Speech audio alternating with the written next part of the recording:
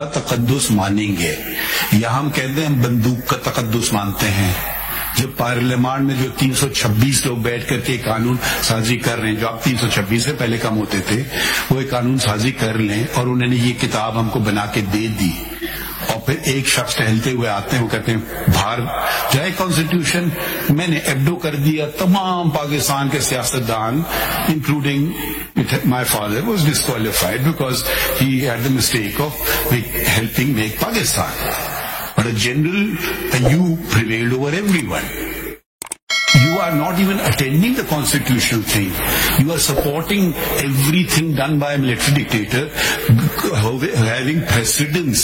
Now show us this thing, then the next dictator comes along and says, no, I introduce graduate condition. The third dictator comes along and says, no, I introduce sadiq, ameen, righteous, profligate.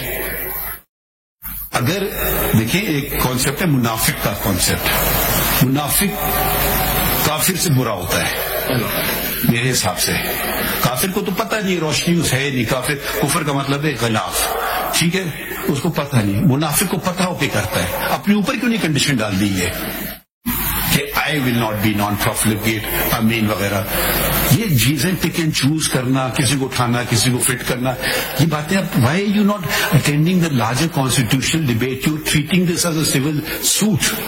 You are saying a disqualification by a military dictator, a rapist can contest elections, but a person who makes a mistake, उसमें ये भी लिखा है कि कितने तोले सोना आपके पास है, ठीक है, आपने 6 लिख दिया, मालूम आपके पास 8 थे, तो यू आर डिस्क्वालिफाइड. आप आज हमारे सामने खड़े हुए हैं, हम आपको होल्ड करते हैं कि बुरा ना माने कि you are a profligate, you wasted the time of the court. कल आप इलेक्शन में तक नॉमिनेशन पेपर आएंगे, आप कहेंगे देखिए ये जजमेंट लगा हुआ है supreme court, he is declared by the court of law to be a profligate, he wasted the time of the court, you are disqualified. So let's not forget small things. We start focusing on small things. Look at the larger picture. Look at the context in which these amendments are brought into the Constitution. Look at Article 225. उसको आपने totally नजरअंदाज कर दिया है.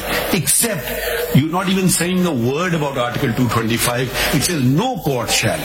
वहाँ आप कहेंगे supreme court no, court में नहीं आएगा डेफिनेशन में, यहाँ कोर्ट में आ जाएगा. ये जरा आप जरा टोटलिटी में बात कीजिए.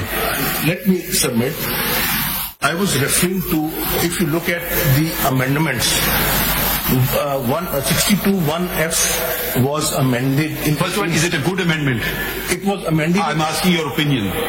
I'm talking about 18th amendment. I'm asking your opinion. 85 not good amendment, but 62(1)(f) is good.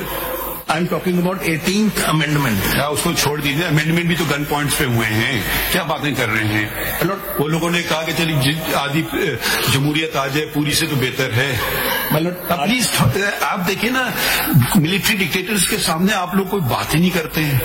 आप सवाल का जवाब दें, खुद में फिर जो कहना चाहते कहें, जो सवाल का जवाब आप करें. I agree with you. I am against dictatorship. I am for the Constitution.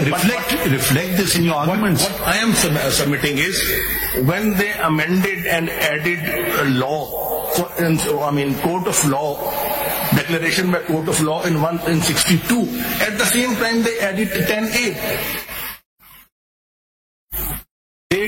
तो पार्लियामेंट ने किया, ये भी पार्लियामेंट ने किया 18th अमेंडमेंट में. 18th amendment is a validation. Please don't equate it with amendment thought out by the parliamentarians.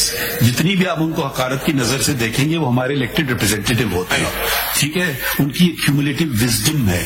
Surely it prevails over the wisdom of a military dictator. So why are you disregarding the wisdom? Why is the constitution being just, if it's a dictator, we cannot touch it. ये नहीं करें ना, आप मजीद point argue करें. मजीद खबरों और update के लिए जोत न्यूज को लाइक करें, सब्सक्राइब करें, कमेंट सेक्शन में अपनी राय का इजहार जरूर करें. अल्लाह हाफिज.